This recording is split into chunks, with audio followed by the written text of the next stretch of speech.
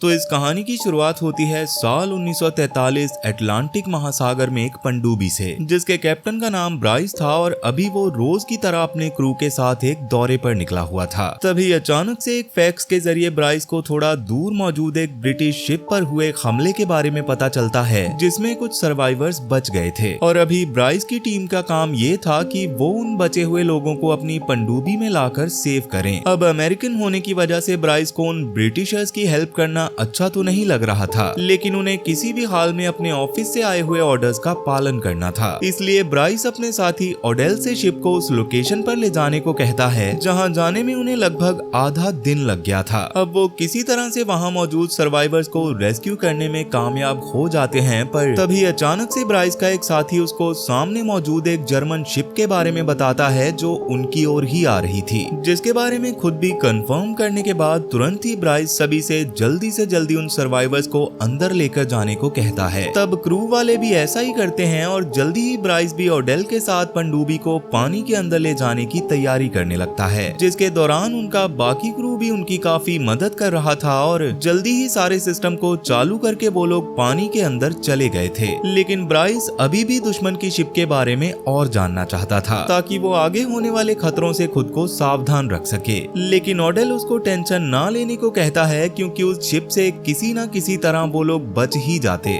वहीं अब जैसे ही क्रू में मौजूद लोगों और सोल्जर्स को पनडुब्बी में एक लड़की क्लेयर के होने के बारे में पता चलता है, तो वो सब लोग काफी ज्यादा खुश हो जाते हैं क्योंकि उनके पास कोई भी फीमेल क्रू नहीं था और काफी समय से वो लोग समंदर से किसी पोर्ट पर भी नहीं गए थे। इसलिए फिलहाल सबके मन में क्लेयर को बस अपना बनाने की ही चाहत थी। वहीं ओडेल अभी किंग्सली नाम के दूसरे सर्वाइवर की पट्टी करवा रहा होता है, जिसके हिसाब से वो एक्सप्लोजन होने से पहले मून को देख रहा था। पर तभी अचानक से कुछ दुश्मनों ने उनकी शिप पर हमला कर दिया था, जिसकी वजह से ही उनके काफी सारे साथी मारे गए थे और फाइनली जाकर उन्हीं तीनों की जान बच पाई थी। अब ये बात जानने के बाद तुरंत ही ओडेल अपने पास मौजूद डायरी में शिप्स की फोटोज को किंग्सली को दिखाने लगता है ताकि उसको पता चल सके कि उनके दुश्मनों के पास कौन सी शिप है, मगर किंग्सली को इसके बारे में कुछ भी याद नहीं होता। अब उतने में ही वहाँ पर क्लेयर भी आ जाती है, जिससे बात करके ब्राइस को पता चलता है कि असल में उनके शिप में लगभग 70 लोग थे और मरने वालों की गिनती सच में काफी ज्यादा थी। इवन अभी उस तीसरे सर्वाइवर की हालत भी काफी ज्यादा खराब होती है, जो असल में पहले वाले शिप पर क्लेयर का पेशेंट था, क्योंकि वो एज ए नर्स उस शिप पर काम किया करती थी। अब वैसे तो क्लेयर जल्दी से जल्दी ब्रिटेन में जाना चाहती थी, मगर तब ब्राइस उसको बताता है कि सबसे पास वाला ब्रिटिश पोर्ट भी उनकी लोकेशन से लगभग 300 माइल की दूरी पर था और वो लोग सिर्फ उन्हें छोड़ने के लिए इतने बड़े सफर को तय नहीं कर सकते थे। इसलिए क्लेयर और उसके साथियों को कुछ दिनों तक उनके साथ ही पनडुब्बी में रहना पड़ेगा और ना चाहते हुए भी क्लेयर को ये मानना पड़ता है।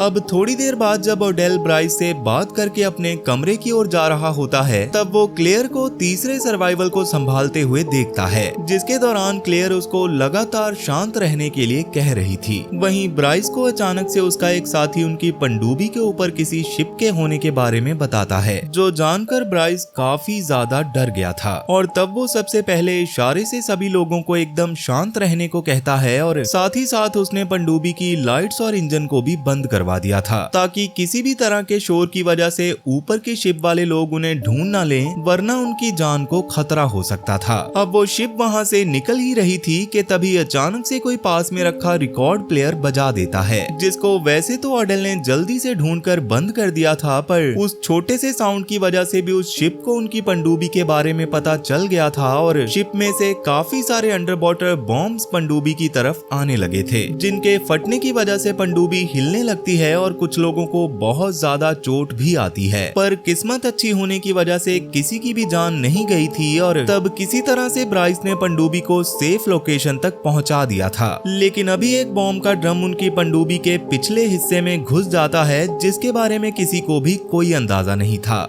वहीं किसी को भी समझ नहीं आ रहा था कि ब्राइस के डायरेक्ट ऑर्डर देने के बाद भी किसने उस रिकॉर्ड प्लेयर को चलाया होगा। वो लोग इस बारे में बात कर ही रहे थे कि तभी अचानक से वहाँ पर एक क्रू मेंबर की कॉल आती है, जिसने तुरंत ही ब्राइस को अपने पास बुलाया था। वहाँ जाने पर वो ब्राइस को एक कपड़ा दिखाता है जो असल में उस तीसरे सर्वाइवर का था, और वो कपड़ा किसी जर्मनी ब्रांड का था, जो देखकर ब्राइस समझ आता है कि असल में वो तीसरा बंदा जर्मनी का आदमी है। और क्योंकि वो कोई जासूस भी हो सकता था, इसलिए गुस्से में ब्राइस उसके पास पहुंच जाता है, जहां पर क्लेयर उस आदमी के बैंडेज को बदल रही थी। मगर ब्राइस के हाथ में हथकड़ी देखकर वो समझ जाती है कि ब्राइस को उस आदमी की सच्चाई के बारे में पता चल गया है, इसलिए वो ब्राइस को समझाने लगती है कि वो जैसा सोच रहा है वैसा कुछ भी नहीं है। बेशक वो बंदा जर्मन था, पर वो कोई जासूस नहीं था। लेकिन ब्राइस क्लेयर की कोई भी बात नहीं सुनता और उसको एक आदमी के साथ बाहर भिजवाने के बाद तुरंत ही उस आदमी को गोली मारकर खत्म कर देता है। साथ ही उसको क्लेयर के ऊपर भी काफी गुस्सा आ रहा था, क्योंकि उसने पहले उस आदमी के बारे में ब्राइस को कुछ भी नहीं बताया था। तब अपने पेशेंट के मारे जाने की वजह से क्लेयर रोने लग गई थी, पर कोई भी उस पर ध्यान नहीं देता और सब लोग सोने के लिए चले जाते हैं।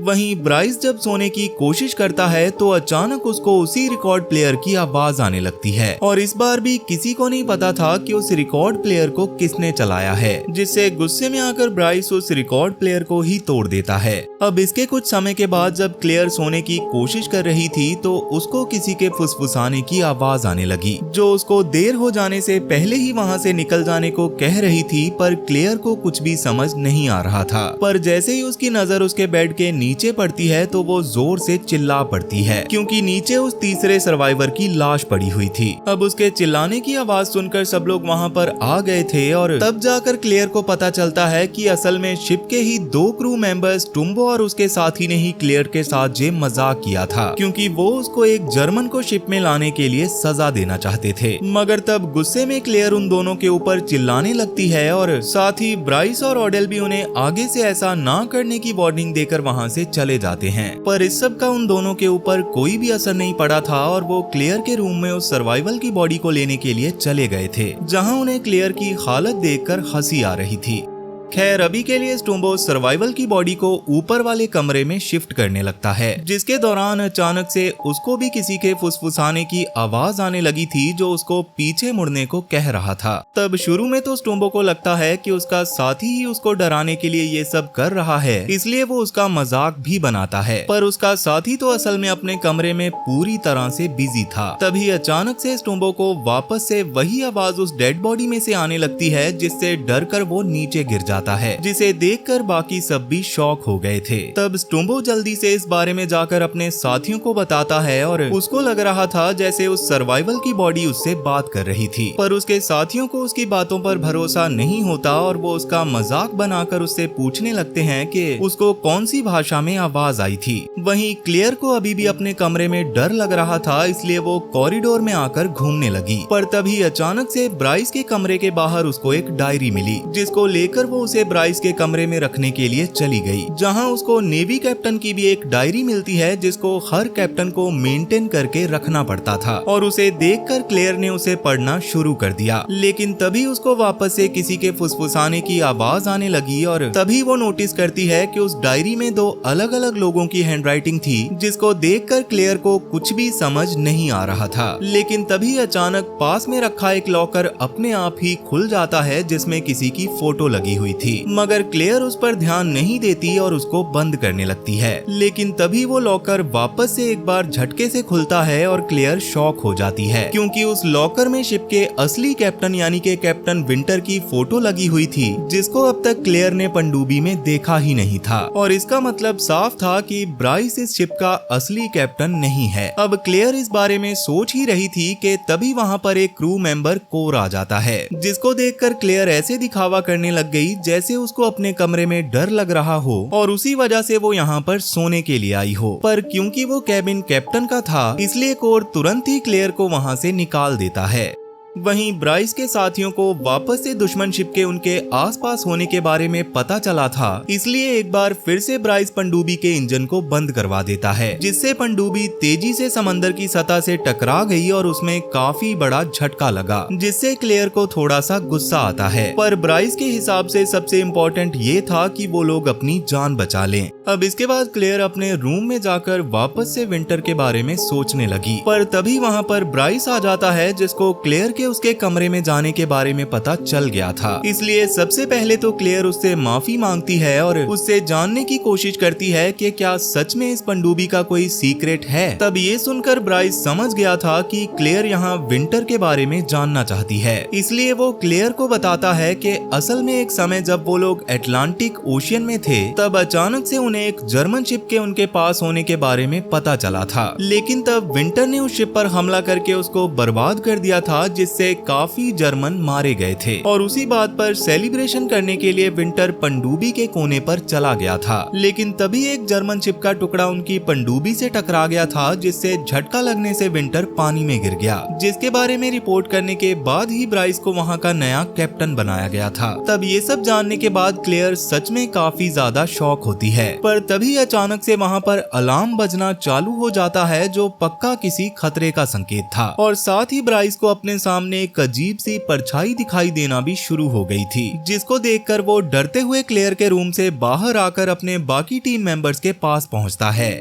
तभी अचानक से ऑडल को शिप से हुए एक और हमले के बारे में पता चलता है, जिसमें अब वो शिप हुक को वेक हथियार की तरह इस्तेमाल करके उनकी पनडुब्बी को नुकसान पहुंचाने में लग गए थे, जिससे एक बड़ा हिस्सा डैमेज होने की वजह से पानी अंदर आने लगता है, जो देखकर उस एरिया में मौजूद सभी क्रू मेंबर्स साफ जगह पर आ गए थे और ब्राइस ने भी पनडुब्बी को थोड़ा सा आगे बढ़ाकर सेफ लोकेशन पर ले जाने के लिए कह दिया था। लेकिन तभी उन्हें पता चलता है कि असल में उन लोगों की पनडुब्बी में लीकेज हो गई है, जिसकी वजह से उनका ऑयल भी बह रहा था और उसी की वजह से वो शिप उन्हें ट्रेस कर पा रही थी। अब क्योंकि उनके पास शिप को बाहर जाकर ठीक करने के अलावा कोई और रास्ता नहीं था, इसलिए ऑडल कूपर, वैली और एक और साथी के साथ बाहर जाकर उस एरिया की तरफ जाने लगता है। लेकिन अब वो लोग शिप के पीछे वाले हिस्से की ओर जा ही रहे थे कि तभी अचानक से वहाँ पर काफी सारी रे फिशेस ने आकर उन पर हमला कर दिया, जो देखकर ऑडल ने एक फ्लेयर से उन्हें डराया और वो पनडुब्बी के नीचे वाले हिस्से के पास चले गए, जहां पर वो दो के ग्रुप्स में बंटकर अलग अलग डायरेक्शन में चले जाते हैं, क्योंकि उन्हें लीकेज की परफेक्ट लोकेशन के बारे में नहीं पता था।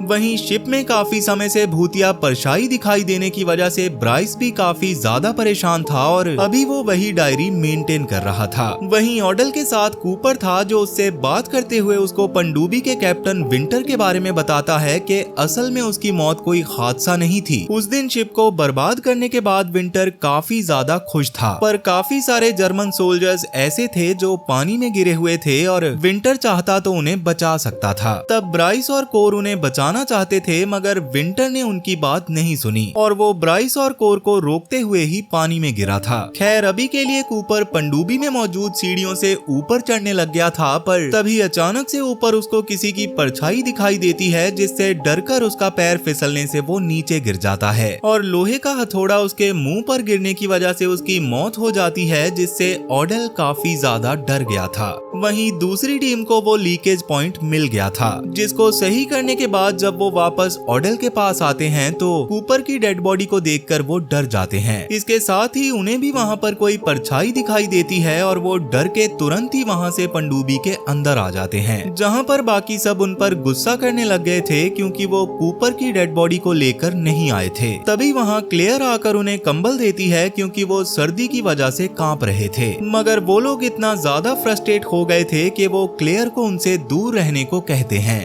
अब क्योंकि उन लोगों ने भी वहाँ पर किसी भूतिया परछाई को देखा था, इसलिए इस बारे में वो लोग सबको बताते हैं, जिससे क्लेयर को लगने लगता है कि वो भूतिया परछाई असल में कैप्टन विंटर की है। मगर ब्राइस ऐसी किसी भी बात पर भरोसा करने से साफ मना कर देता है और क्लेयर को डांटता भी है। तब अभी के लिए उन लोगों ने डिसाइड किया था कि वो पास की किसी पोर्ट पर जाएंगे, क्योंकि उनकी पनडुब्बी में कोई खराबी हो सकती है। लेकिन जब क्रू पनडुब्बी को पोर्ट के पास ले जाने की कोशिश कर रहा था, तभी तभी अचानक से उनका स्टीयरिंग व्हील अपने आप ही जाम हो जाता है, जिससे स्टीयरिंग कंट्रोल करने वाला बंदा काफी ज्यादा हैरान था। और अभी के टाइम पर पनडुब्बी अपने आप ही उस जगह की ओर जाने लग गई थी जहां पर पहले के टाइम पर विंटर ने जर्मन के शिप को बर्बाद किया था। तब सब लोग जबरदस्ती उस स्टीयरिंग व्हील को घुमाने की कोशिश करने लगते हैं, जिससे वो स्टीयरिंग व्हील टूट जाता है और अब पनडुब्बी अपने आप ही चलने वाली थी। खैर अभी की प्रॉब्लम की वजह से सारा क्रू काफी ज्यादा डरा हुआ था, इसलिए वो परेशान होकर इस चीज का हल निकालने के बारे में सोचने लगते हैं। पर काफी देर डिस्कस करने के बाद भी उनके समझ में कुछ नहीं आया। तब उनमें से कुछ लोगों को सच में ये लग रहा था कि ये विंटर की आत्मा का ही काम है, जबकि कुछ लोगों के हिसाब से ये बस टेक्निकल फेलियर की वजह से हुआ था।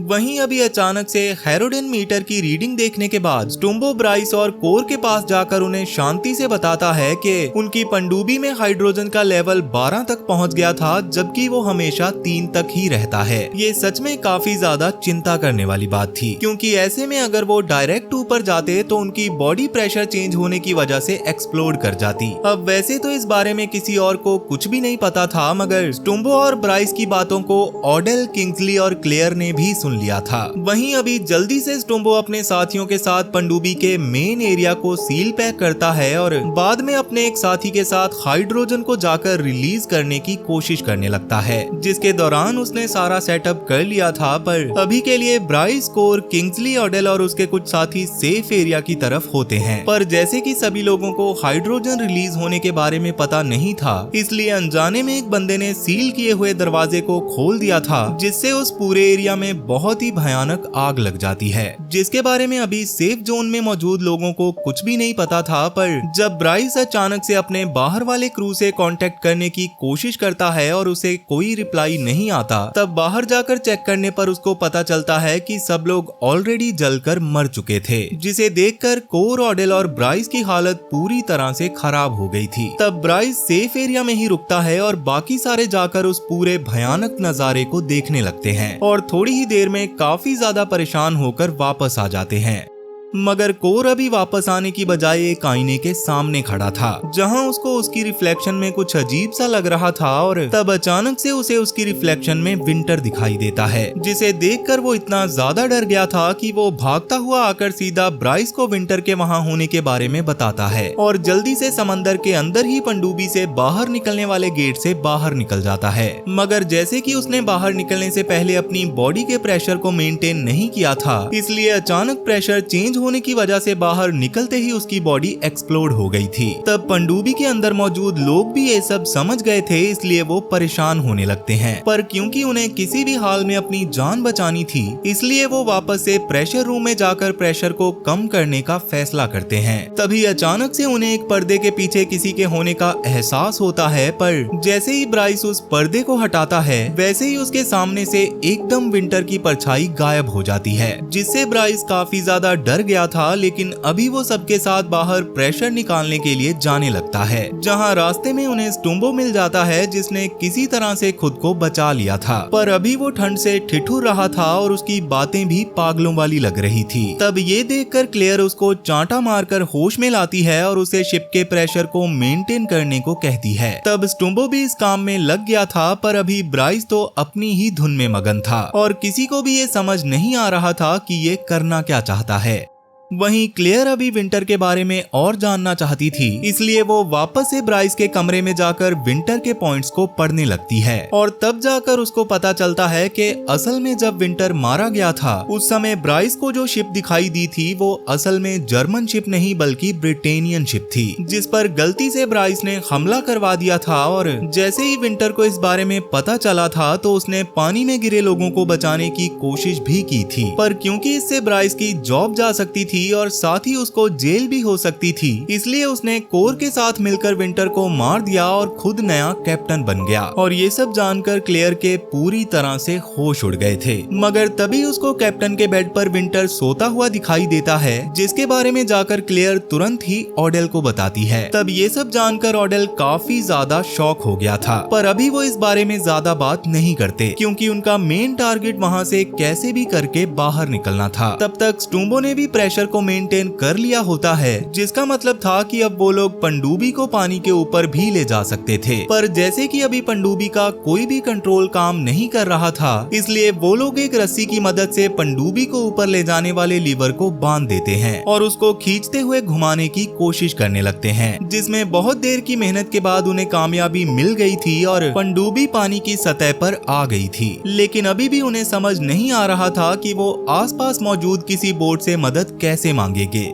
तब स्टूमो थोड़ी सी छेड़छाड़ करके कम्युनिकेशन सिस्टम को शुरू करता है और किस्मत से अभी उनके पास एक शिप भी मौजूद थी, लेकिन वो लोग उससे कांटेक्ट करके उसे अपने पास बुला ही रहे थे कि तभी अचानक से ब्राइस वहां आकर उन्हें ऐसा करने से मना करने लगता है, क्योंकि उसके हिसाब से वो जर्मन शिप थी, जबकि असल में ऐसा कुछ भी नहीं था। ब्राइस को पता चल गया था कि क्लेयर और ऑडेल को उसकी सच्चाई के बारे में पता चल गया है, इसलिए वो नहीं चाहता था कि वो बाहर निकलकर उसके बारे में किसी को कुछ भी बताएं। इसलिए वो ऑडेल के उसको रोकने की कोशिश करने पर उसको मारता भी है और बाद में पूरे कम्युनिकेशन सिस्टम को गोली मारकर बर्बाद कर देता है। मगर तभी अचानक से क्लेयर की नजर एक कंट्रोल पर पड़ती है, जिससे पनडुब्बी के एंट्रेंस गेट को खोला जा सकता था और उसको खोलकर क्लेयर बाहर चली गई, जहां वो हाथ हिलाकर उनके पास मौजूद शिप को अपने पास बुलाने की कोशिश करने लगती है, जबकि अभी वो शिप उसको नहीं देख पा रही थी। तभी अचानक से ब्राइस भी ऊपर आ जाता है, जो क्लेयर को शुरू में जान से मारने वाला था। लेकिन तब सारी चीजें याद आने के बाद वो काफी ज्यादा परेशान हो गया था और उसको समझ आ गया था कि उसने बस अपने पास सब चीज का कंट्रोल रखने के लिए काफी सारे लोगों के साथ गलत किया है और उसकी वजह से काफी निर्दोष लोगों की जान गई है। यही सोचकर वो तुरंत ही अपने आप को गोली मारकर खत्म कर लेता है और उसकी बॉडी समंदर में गिर जाती है। तब तक ऑडेल भी एक शॉटगन और फ्लेयर लेकर आ जाता है और उसको शिप के सामने फायर करता है, जिससे शिप की नजर उन लोगों पर पड़ जाती है और उन सभी लोगों को रेस्क्यू कर लिया जाता है। वो शिप असल में ब्रिटिश शिप थी, जिसमें अगले दिन क्लेयर ऑडेल से बातें करते हुए नोटिस करती है कि उनकी पनडुब्बी अपने आप ही अब पानी के अंदर चली गई थी, जिसको देखकर वो समझ जाती है कि विंटर को अपनी पनडुब्बी और इज्जत बहुत ज्यादा प्यारी थी, इसलिए उसने मरने के बाद भी पनडुब्बी को नहीं छोड़ा था और अब वो पनडुब्बी को अपने साथ लेकर चला गया था। और इसी के साथ ये कहानी यहीं पर खत्म हो जाती है। तो वीडियो पसंद आई हो तो वीडियो को लाइक जरूर करना, और अगर तुम इस चैनल पर पहली बार आए हो तो जल्दी से इसे सब्सक्राइब कर लो, क्योंकि मैं अक्सर आपके लिए ऐसी इंटरेस्टिंग वीडियोस लाता रहता हूँ। तो चलो फिर मैं अब आपसे मिलूंगा ऐसी ही एक और इंटरेस्टिंग वीडियो के साथ, और तब तक के लिए टाटा और गुड बाय।